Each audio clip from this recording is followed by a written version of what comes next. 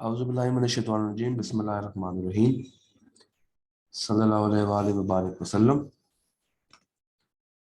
अस्सलाम वालेकुम।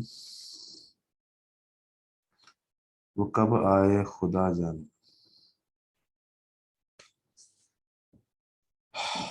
जनाब, तो कैसे हैं आप? सब खैरियत से हैं? खुश हैं? तबीयत अभी भी वैसे तो नासाजी है। गला बहुत ज़्यादा ख़राब हुआ हुआ है और ज़ुकाम खांसी को पता है, प्लस बुखार। तो बुखार आज थोड़ा सा कम था तो आई थॉट कि भाई अब आपको जाना चाहिए एंड चीज़ों को आगे लेके चलना चाहिए। तो welcome back after 2 days of holiday. मुझे बताइए, कंपनीज एक्ट में से if you have any question, any confusion, तो पहले उसके ऊपर बात कर लेते हैं और फिर आज हम शुरू करते हैं केस स्टडीज। कुछ आज हम लाइव करेंगे और इसके साथ कुछ वीडियोस मैं आपको आज प्रोवाइड कर दूंगा पोर्टल के ऊपर, जो कि मिला के शायद 50 मिनट की होंगी, ताकि ये एरिया खत्म हो जाए। क्योंकि कल हमारी क्लास नहीं हो पाई तो मुझे उस चीज़ का बिल्कुल दुख है। तो अभी कुछ सवाल हम लोग लाइव देख रहे हैं और एक्स्ट्रा प्रैक्टिस के लिए वीडियोस में अवेलेबल करवा दूंगा क्लास के फौरन बाद। टेस्ट कैसा हुआ आपका? पहला पहला ये बताइए जरा। How was your first test? आसान था? मुश्किल तो ज्यादा नहीं था?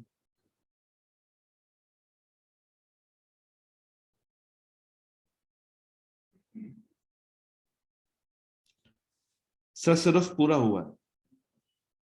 ठीक है। अच्छा, टेस्ट की भी डिस्कशन मैंने आप लोगों के साथ करनी है। उसकी डिस्कशन जो वीडियो होगी वो मैं ग्रुप में शेयर करूंगा। ये नॉर्मली होता है, बच्चे लेट ज्वाइन करते हैं, लेट अटेम्प्ट कर रहे होते हैं, तब तभी मैंने उसमें रिलैक्सेशन भी दे दी थी कि अगर आप बाद में भी अटेम्प्ट करना चाहें तो कोई ऐसा मसला नहीं है। मगर टेस्ट ओवरऑल इजी था। अगर आप लोगों ने चीज़ों को ध्यान से कवर किया था तो फिर इसमें किसी भी किस्म का मसला नहीं आना चाहिए था। टेस्ट वाज रिलेटिवली इजी, मतलब इसको मुश्किल ना कहें। 40 मार्क्स का टेस्ट था जिसके अंदर एक एक सवाल में तो आपसे एडवांटेजेस डिसएडवांटेजेस की बात हो रही थी, फिर इंटरनल फाइनल की बात हो रही थी, फिर आपको तीन बातें कही थी कि भाई इसके ऊपर आपने बताना है जी। इसकी डिस्कशन बिल्कुल मैं अपलोड नहीं करवाऊंगा, एलएमएस पे ग्रुप में शेयर करूंगा। तो ग्रुप में इसकी एक वीडियो बना के टेस्ट डिस्कशन की सेपरेट वीडियो बना के शेयर की जाएगी, ताकि वो हर बच्चे के काम आए।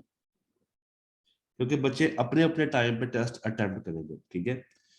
तो वो वीडियो हर वक्त आपके पास अवेलेबल रहेगी, आप किसी भी टाइम उसको प्ले करके देख सकते हैं।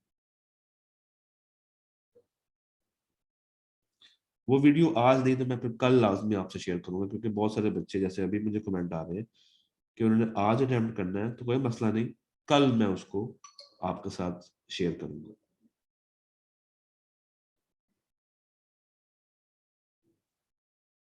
ले जी, एक नई रैंकिंग मेरे पास आई है सर, बिलो एवरेज था, डिफिकल्ट नहीं था। ये जो आपकी कैटेगरीज है ना, क्या ही बात। जी, तो आइए फिर जरा सवालों को देखते हैं। जी उमर, ऐसा ही है। तो जरा सवालों को देखते हैं और कुछ दिमाग लड़ाते हैं विद कंपनीज एक्ट क्वेश्चंस। तो आप लोग तैयार हैं? Rights and duties. Rights and duties, इसमें जो ड्यूटीज हैं वो आपने पढ़ के मुस्कुरा देनी है, क्योंकि उसका कोई काम नहीं है पूरे ऑडिट के कोर्स के अंदर।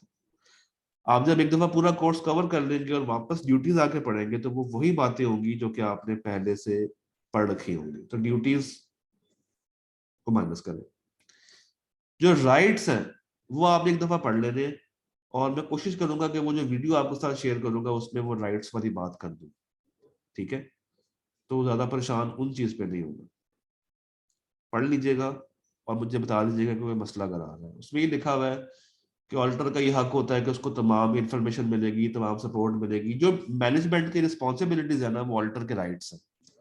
तो टेक्निकली हमने उसका एक सिरा देख लिया हुआ, तो दूसरा सिरा जस्ट रीड ओनली बन गया। अच्छा जी, कुछ सवालों को देखते हैं रैंडम बेसिस पे।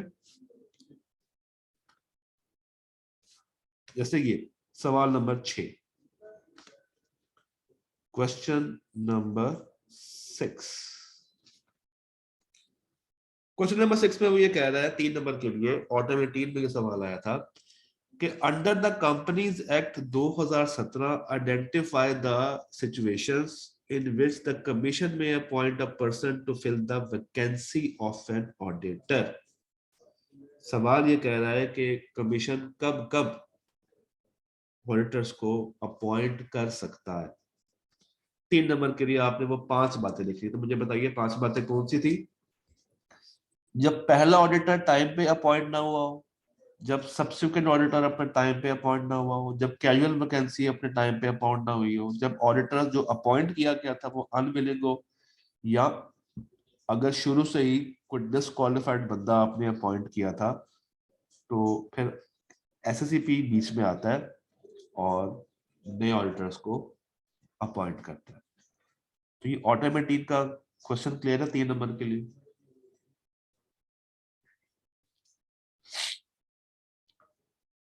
इसमें तो कोई मसला नहीं है, कोई परेशानी नहीं है, आसान सा था।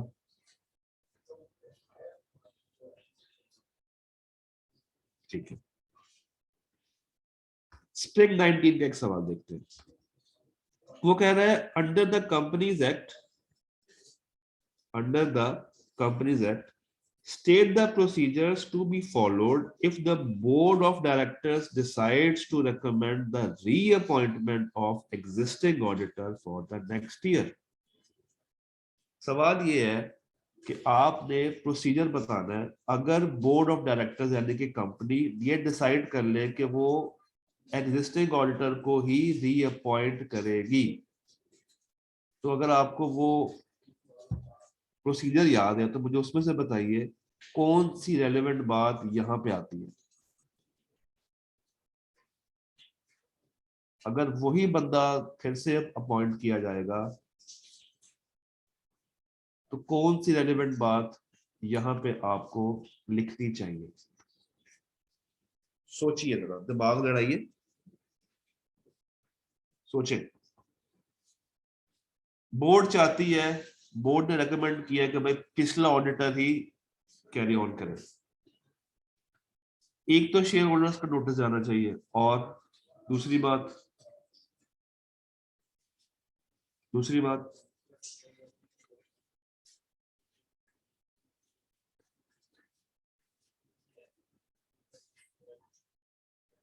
दूसरी बात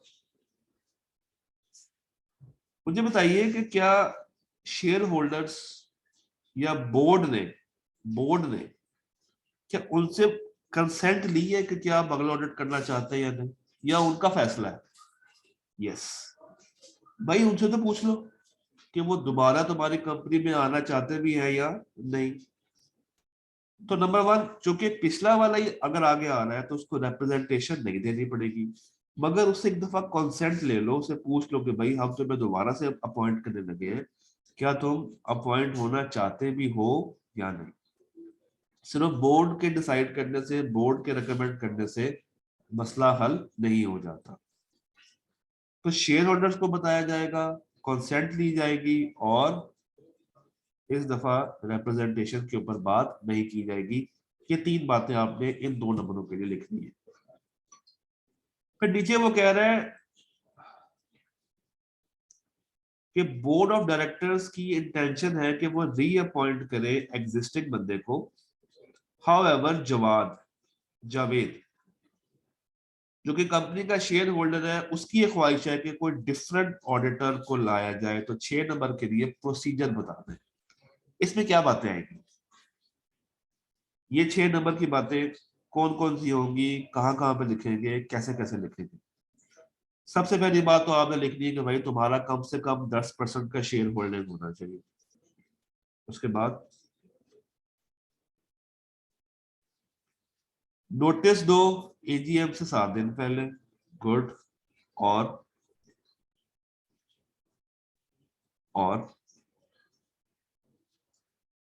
जिसको तुम चाहते हो अपॉइंट करना उसकी कॉन्सेंट है तुम्हारे पास?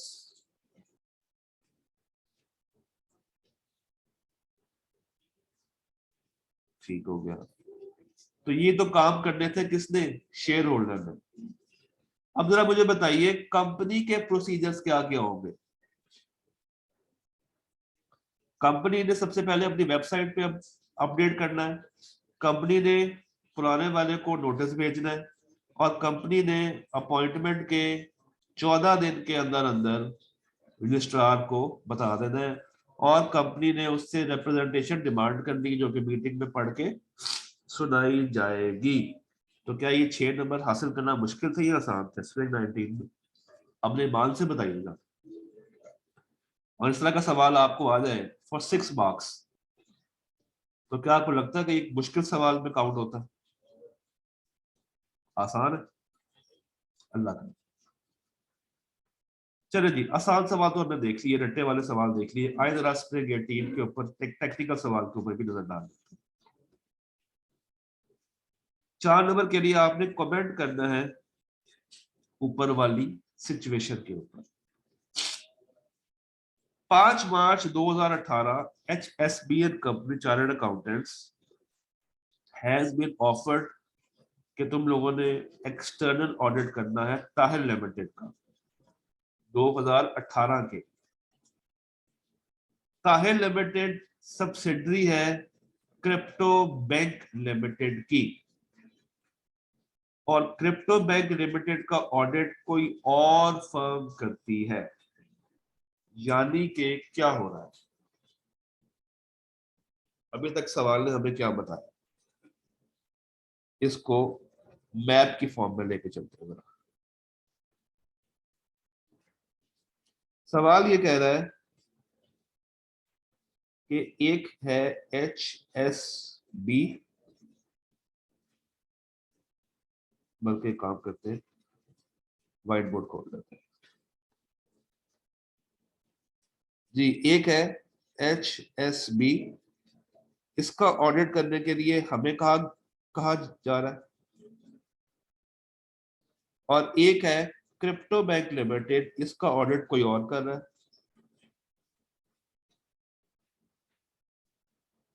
और ये जो HSB है, नहीं HSB नहीं, सॉरी TL, ये TL है। ये जो TL है ये इसकी क्या है? सब्सिडरी है। और हम कौन है? हम है HSB, हम है HSB। ठीक है, आगे क्या कह रहा है सवाल?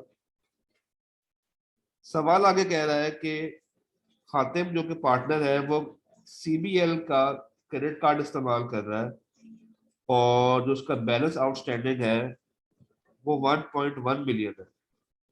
खातिम का ये प्लान है कि वो 30 जुलाई 18 तक ये सब कुछ खत्म कर देगा, क्लियर कर देगा, यानी कि ऑडिट शुरू होने से पहले पहले।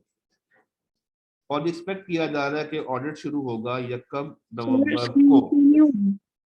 क्या सर स्क्रीन शो नहीं हो रही, शो नहीं हो रही? व्हाइट बोर्ड भी स्मॉल हो गया। Yes sir. अच्छा एक सेकंड,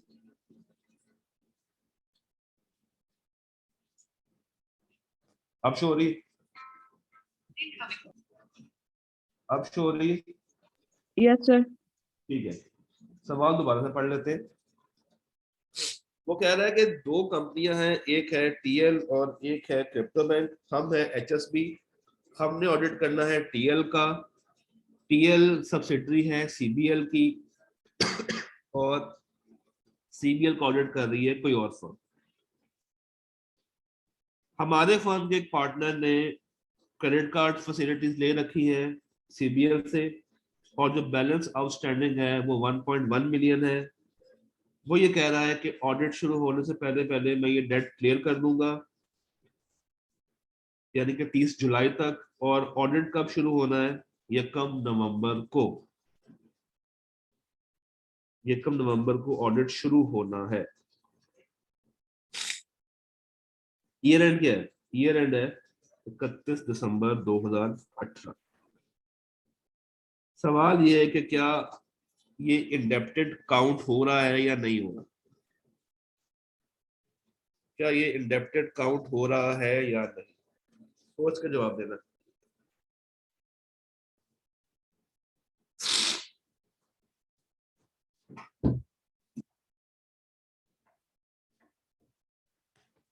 अगर वो इंडेप्टेड काउंट हो रहा है तो क्या रीजन है, मुझे रीजन के साथ बता दिया।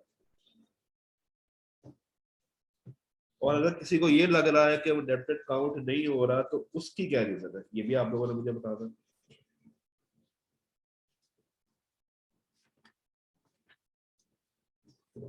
थोड़ा सा दिमाग चलाएं,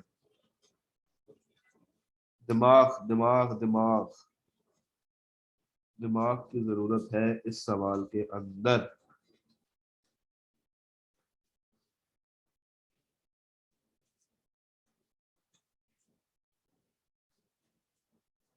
सोचें।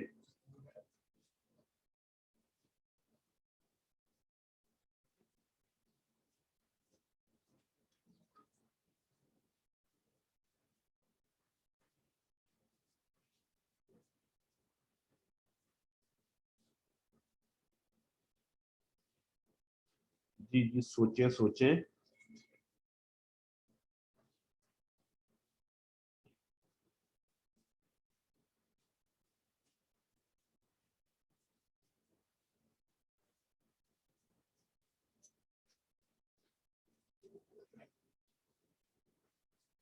मेरा आपसे जो पहला सवाल है वो ये कि क्या ये शख्स इंडेप्टेड है या नहीं।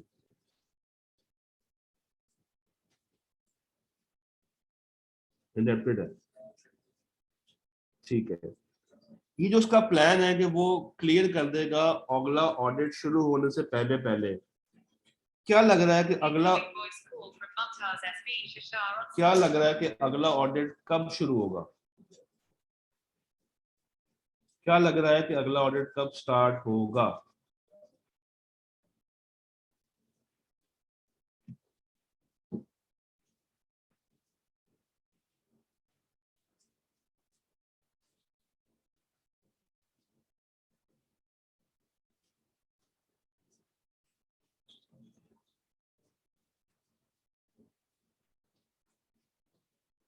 क्या लग रहा है,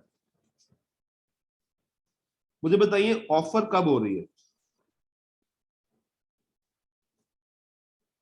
ऑफर कब हो रही है। 5 मार्च को। एक्सेप्टेंस कब करनी है हमें, हमें एक्सेप्टेंस कब करनी है। 5 मार्च को। तो वो कब तक उसको खत्म कर रहा है लोन को, कब तक खत्म कर रहा है लोन को, उसका अपना प्लान क्या है। जुलाई तक का। तो टेक्निकली उसको मार्च के महीने में ही लोन की अमाउंट 1 मिलियन से कम करनी पड़ेगी, अदरवाइज फर्म डिस्क्वालीफाई काउंट की जाएगी।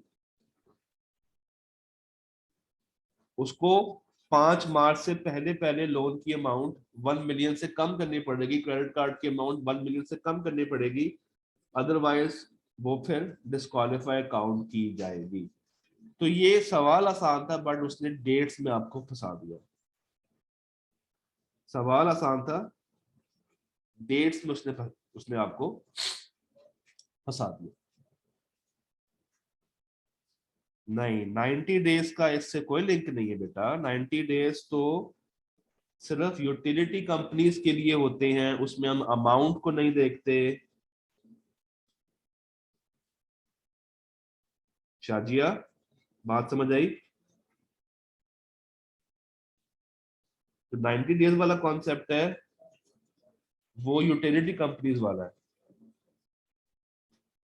बैंक के केस में हमने ये देखना होता है कि लोन है या क्रेडिट कार्ड है। तो अगर लोन हो तो उसकी तो अमाउंट की कोई मसला नहीं है, क्रेडिट कार्ड हो तो 1 मिलियन। तो ये बात क्लियर होगी सबको। आगे चले।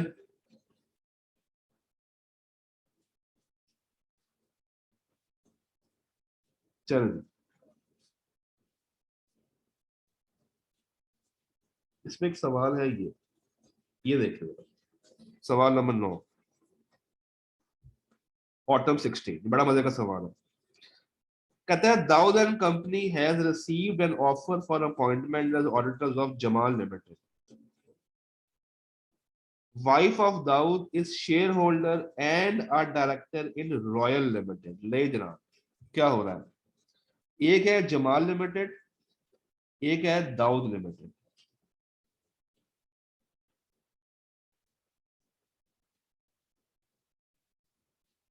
नहीं, एक है जमाल लिमिटेड, एक है रॉयल लिमिटेड। रॉयल लिमिटेड और दाऊद एंड कंपनी कौन है? ये ऑडिटर्स है। अच्छा जी, वो कह रहा है कि जो दाऊद की वाइफ है, दाऊद कौन है? पार्टनर, यानी कि जो पार्टनर की वाइफ है वो शेयर होल्डर है और डायरेक्टर भी है, किसमें? आरएल में, यानी कि इस कंपनी में wife of partner is share holder and director. अच्छा जी, अब नीचे उसने 3 अलग अलग सिचुएशंस दे दी हैं और उन तीनों के मुताबिक आपने बताना है कि क्या यहाँ पे अपॉइंटमेंट हो सकती है या नहीं। पहली, JL holds 51% share holding in RL, यानी कि जेएल की आरएल में 51% शेयर होल्डिंग है। मुझे बताइए 51% के साथ क्या ये होल्डिंग सब्सिडरी का रिलेशन बनता है या नहीं बनता? अगर 51% की शेयर होल्डिंग हो तो क्या अब ये होल्डिंग सब्सिडरी का रिलेशन बना या नहीं बना?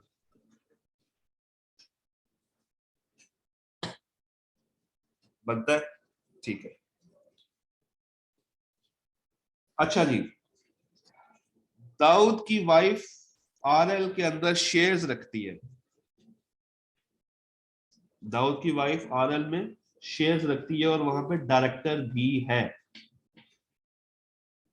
मुझे बताइए शेयर्स अगर रखती है कंपनी दूसरी कंपनी में तो क्या वो सिर्फ एसोसिएट्स के लिए था या सबके लिए था?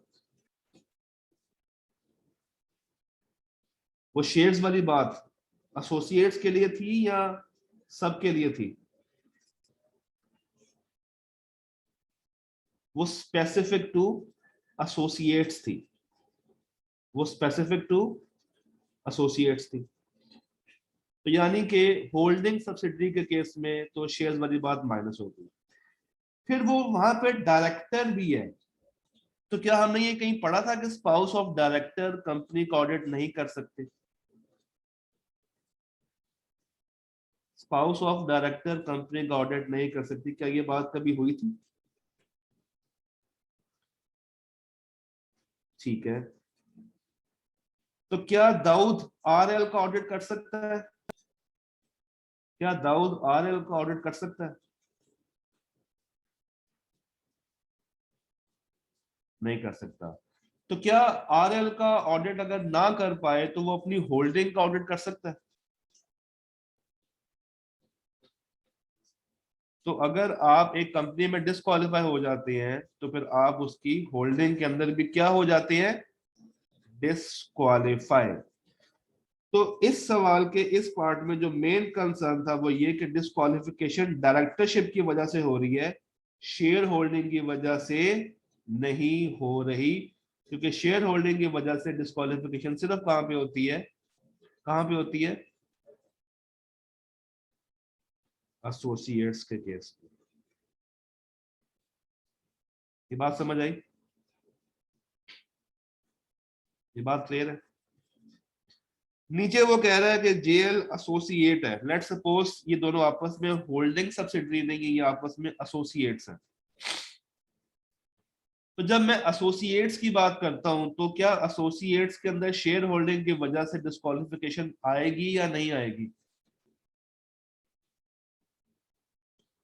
अगर मैं शेयर होल्डिंग की बात कर रहा हूं तो वो किस पे एप्लीकेबल होती है? एसोसिएट्स पे।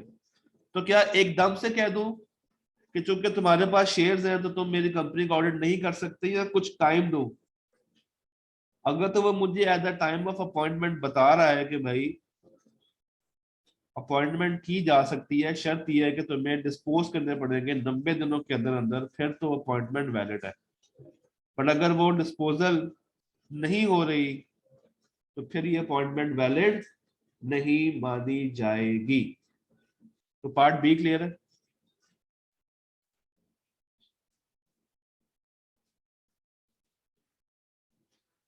तीसरा वो कह रहा है कि जेल का एक डायरेक्टर है, उसकी 10% शेयर होल्डिंग है आरएल में, यानी कि इस कंपनी का एक डायरेक्टर है D1, इस D1 की 10% की शेयर होल्डिंग है आरएल में। तो क्या ये आपस में एसोसिएट का रिलेशन डेवलप करती है या नहीं करती इस डायरेक्टर की वजह से? नहीं। क्यों? क्यों नहीं करेगी? क्यों नहीं करेगी? क्यों नहीं? क्योंकि 20% से कम है। तो अगर 20% होता तो फिर मैं कहता कि ये दोनों कंपनीज आपस में क्या है, एसोसिएट्स। तो ये सवाल क्लियर हो गया, बड़ा मजे का सवाल है ये। डन है।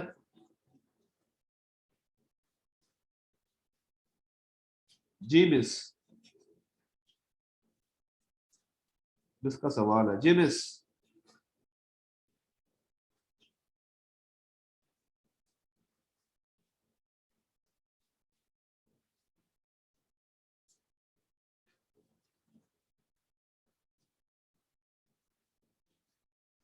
जब तक सवाल आता है तब तक हम कोई और सवाल देख लेते हैं।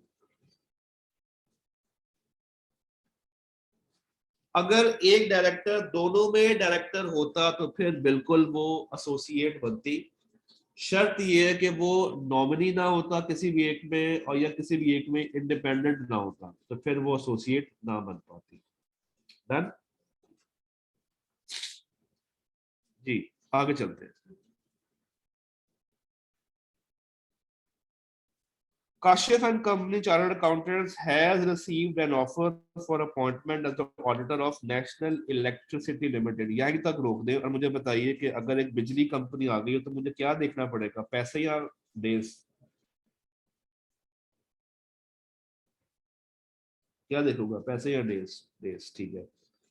On the request of one of the partners, जो बिजली कंपनी है उसने अलाउ किया है कि तुम आखिरी महीने का जो बिल है 1.5 लाख रुपए का, वो इंस्टॉलमेंट्स में पे कर दो 15,000 ईच।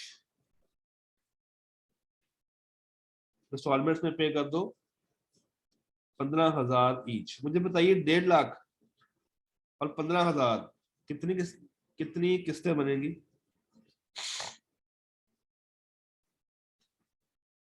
10 किस्तें बन जाएंगी। 10 किस्तें बनेगी। तो अगर 10 किस्तें बन रही है इसका मतलब ये है कि वो टेक्निकली कितने महीनों के लिए लायबल हो गया?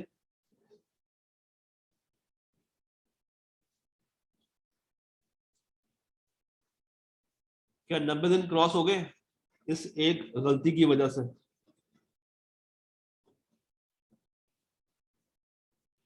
तो क्या अपॉइंटमेंट की जा सकती है?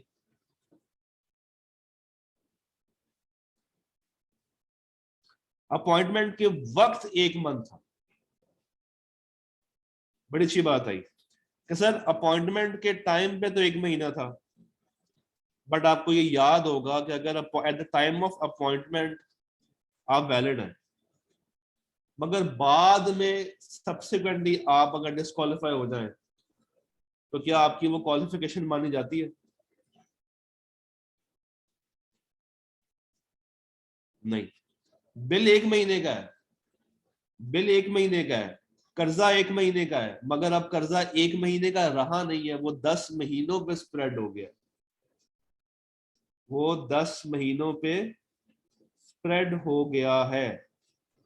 तो अपनी अपॉइंटमेंट को वैलिड करने के लिए या तो वो सारा बिल एक ही दफा पे करें 1.5 लाख, या हमेशा ये फिक्र करे कि उसका बिल कभी भी 90 दिन से ज्यादा ड्यू ना हो, क्योंकि जैसे ही 90 दिन से ऊपर चला गया वो टेक्निकली डिस्क्वालीफाई हो जाएगा।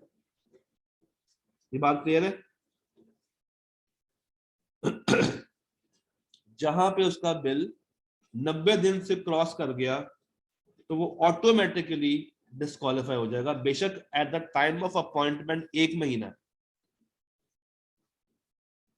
मगर उसको चीज का ख्याल रखना है कि जहां पे 90 दिन से टाइम पीरियड ऊपर की तरफ चला जाता है तो वो शख्स ऑटोमेटिकली डिस्क्वालीफाई हो जाएगा। मुझे बताइए इस पार्ट में स्टिल अगर कोई मसला है तो उसको डिस्कस करने से।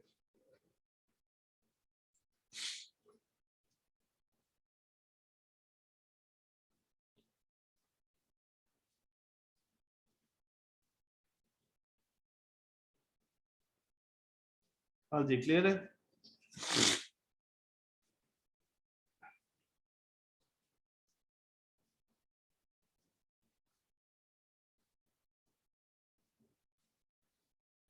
पार्ट बी पे आए। कंपनी है Zubair and company chartered accountants को ऑफर हुई है कि वो हारून लिमिटेड का ऑडिट करे। साइमा कौन है? साइमा पार्टनर की वाइफ है और वो जमील लिमिटेड के अंदर क्या है, चीफ एग्जीक्यूटिव है। अब अगेन दो कंपनी आ गई है, एक एचएल है, एक जेडएल है, और यहाँ पे साइमा जो है वो सीईओ है। जेएल उसने बता दिया कि ये एसोसिएट है। वेरी गुड, बड़ा अच्छा बच्चा है, क्या उसने तो आपको बता दिया। और साइमा जेएल के अंदर 1 लाख की शेयर होल्डिंग भी रखती है। तो क्या मुझे बताइए अपॉइंटमेंट वैलिड होगी एचएल के अंदर?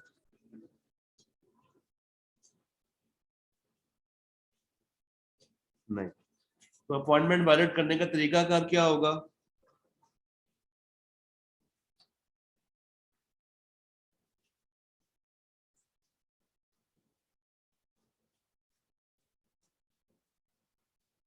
डिस्पोज करे, डिसॉल्व करे 90 दिनों के अंदर अंदर। ठीक है जी, आगे देख लेते हैं।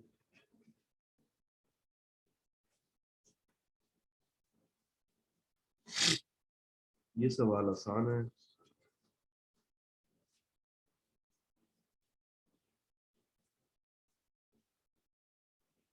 यहाँ पे 8 नंबर के लिए वो आपसे मांग रहा है प्रोसीजर, तो ये तो आपको पता है, वो सारी कहानियां आपने लिख देनी है।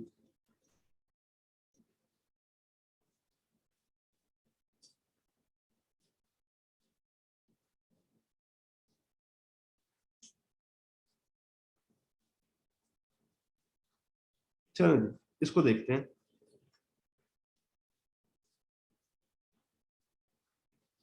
Khan and Company Chartered Accountants has received an offer for appointment as auditor of Good Bank Limited। एक बैंक आ गया, शाहिद एक पार्टनर है खानन कंपनी में अंदर, और उसने पर्सनल फाइनेंस लिया हुआ है 4.5 लाख रुपए का गुड बैंक से, और वो गुड बैंक की क्रेडिट कार्ड भी रखता है। क्रेडिट कार्ड पे जो उसका आउटस्टैंडिंग बैलेंस है वो है 1 लाख रुपया। बताइए क्या ये कंपनी एलिजिबल है या नहीं?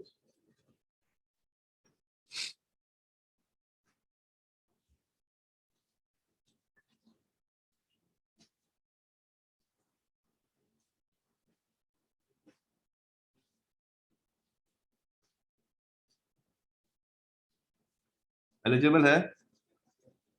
एलिजिबल। ठीक है जी। आबिद भाई पार्टनर हैं।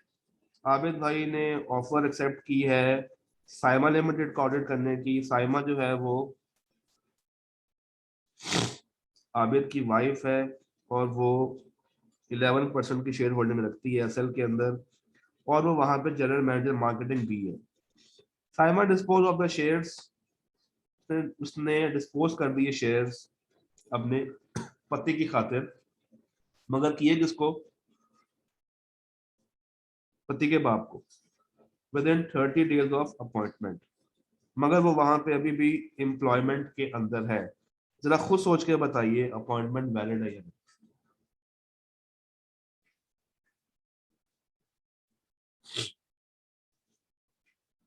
सोच के जवाब देना।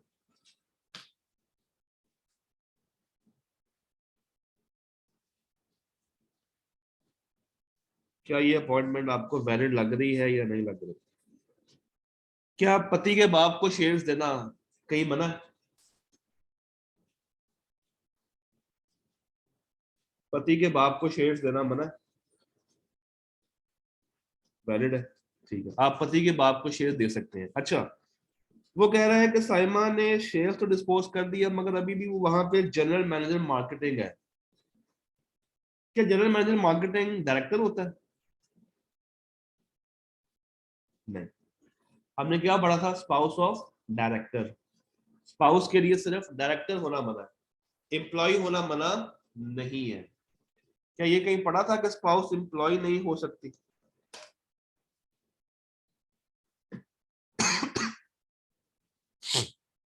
क्या ये पढ़ा था कि स्पाउस एम्प्लॉय नहीं हो सकती?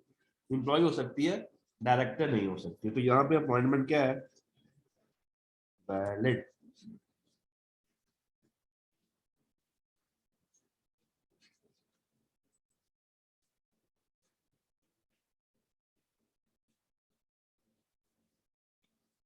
अच्छा जी, ले जनाब, बहुत ही कोई रीसेंट अटेम्प्ट को देख लेते हैं। Haris and company chartered accountants को अपॉइंट किया गया कि तुमने ऑडिट करना है कैक्टस का। ये कैक्टस क्या है? प्राइवेट है, याद रखना। For the year ending 31 December 21। Haris and company के अंदर एक ही पार्टनर है, उसका नाम है हारिस, और कोई पार्टनर नहीं। और वो हारिस बेचारा फौत हो गया 5 सितंबर 2021 को, और उसकी जगह पे अभी तक कोई ऑडिटर को अपॉइंट नहीं किया गया। मुझे बताइए, जब एक शख्स फौत हो जाए, जब पार्टनर फौत हो जाए, तो क्या ये कैजुअल वैकेंसी होगी या नहीं होगी? ये बन जाएगी कैजुअल वैकेंसी। तो अगला ऑडिटर कंपनी लेकर आएगी या एसएससीपी लेकर आएगी? अगला ऑडिटर कंपनी लेकर आती है या एसएससीपी लेकर आती है in case of casual vacancy? Board लेकर आता है विद इन 30 days। और अगर ये 30 दिन में पूरा ना हो फिर कौन लेकर आता है? तो 3 नंबर के लिए ये पूरी ट्रैक लाइन आपने बता दी थी। ये सवाल क्लियर है? ये सवाल डन हो गया?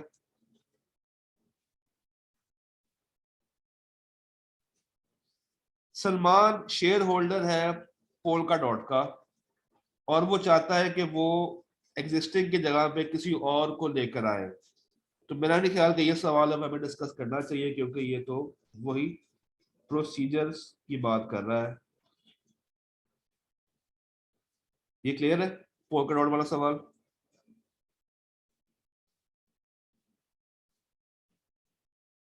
ठीक है जी।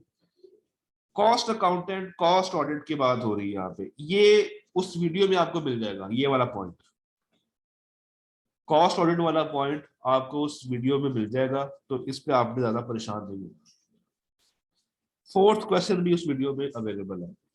तो टेक्निकली हमने कोशिश की है कि वो वाले सवाल करें जो कि उस वीडियो में मैंने डिस्कस नहीं किए हुए। 2 वीडियोज हैं, एक 23 मिनट की है, एक गालिबन 28 मिनट की, तो दोनों अपलोड हो जाएंगी इसके साथ। जब आप कंबाइन करके देख रहे होंगे तो सारे सवाल मैक्सिमम डिस्कस हो रहे होंगे। अभी अपलोड होगी जनाब।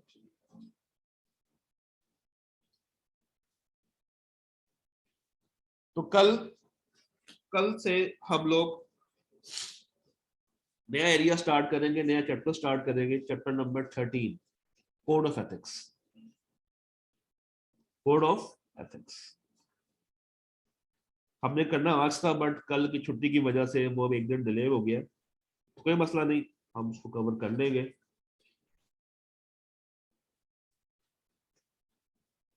और चीजों को आगे लेके जाएंगे। तो कल की क्लास मिस ना कीजिएगा, जो कि कल हम लोगों ने बात करनी है फंडामेंटल प्रिंसिपल्स के ऊपर, कि कोड ऑफ एथिक्स क्या होते हैं, कितने तरह के होते हैं, क्या क्या चीजें उसमें होती हैं। कल उसका एक पूरा थीम अंडरस्टैंड करेंगे और फिर इसको कैरी ऑन करते जाएंगे।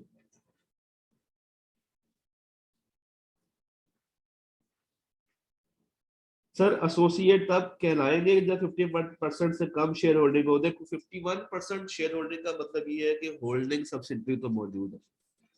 और एसोसिएट बनने के लिए 20% से ज्यादा की शेयर होल्डिंग चाहिए होती है, 51% का वेट नहीं करना होता। तो ये एक सवाल आया। इस चैप्टर की इंपॉर्टेंस बहुत ज्यादा है। आप अगर डे 1 सुनेंगे तो मैंने उसमें यही बताया था, डे 2 कि इस चैप्टर से आईकैप ने लाजमी टेस्ट करना है। ग्रेड ए में 3 चैप्टर्स हैं, पहला, दूसरा, 13वां। तो पहला हम लोगों ने कवर कर लिया, 13वां हम लोगों ने कल स्टार्ट करना है और दूसरा उसके बाद शुरू करेंगे। तो इन 3 चैप्टर्स में से मिला के उसने 15 से 20 नंबर पूछने हैं। तो ये चैप्टर, ये टॉपिक्स बहुत इंपॉर्टेंट है। ठीक है जी, ऑल डन, ऑल क्लियर। तबीयत नासाज है तो उतनी एनर्जी बहाल नहीं हो पाई आज की क्लास में, बट कोई बात नहीं, कल से। ठीक है जी, मिलते हैं इंशाल्लाह ताला कल with code of ethics. Take good care of yourself. Allah Hafiz.